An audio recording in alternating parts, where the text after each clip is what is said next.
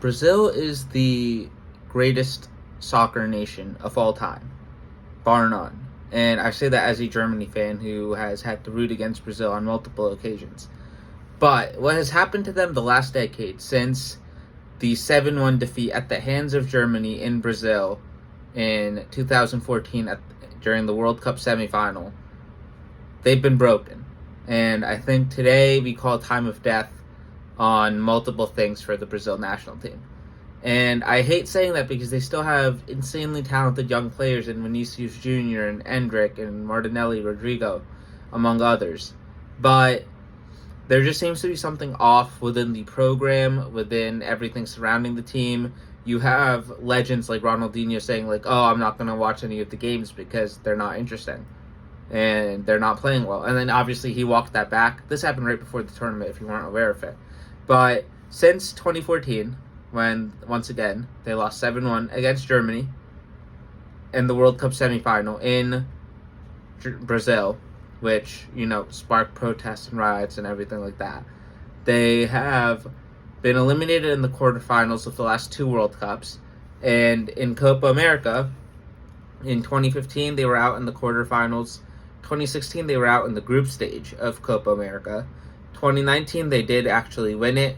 2021, they lost in the finals to Argentina.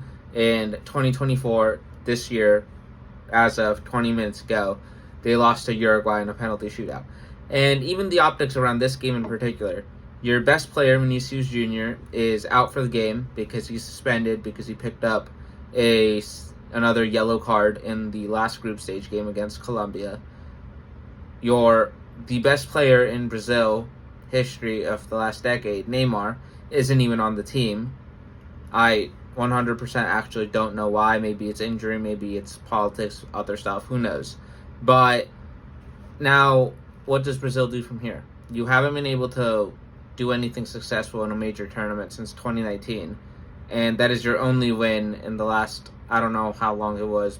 I don't know the last time they won a World Cup. But they just look bad. And I talked about this in a video that I posted earlier today.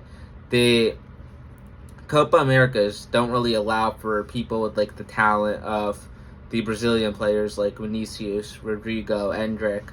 You can't really do a lot with the ball at your feet because you're just going to get chopped down. And this game had 34 fouls. It had more fouls than shots on target by far, which sucks for actual soccer, which is why I made that video earlier today. But, now we're in a situation where Brazil has a lot of good young pieces, but they don't seem to fit together well. There doesn't seem to be a lot of cohesiveness. They really had one game this tournament where they looked like surefire contenders, and other than that, they looked really uninspiring. And you see a team like Uruguay, all bought in together, they know what their mission is. They have older legends still there, and Luis Suarez and others, but it's a lot of good young players as well, like Darwin Nunez. But Brazil look like there's a wayward ship out in the middle of the ocean, just stuck there going nowhere. And, they've been through multiple coaches at this point. They have so many star players on their national roster that, it's at England level, at France level, the level of talent on the Brazil squad. Yet, and while England and France have looked awful and somehow made it to the semifinals, I don't know how that happened.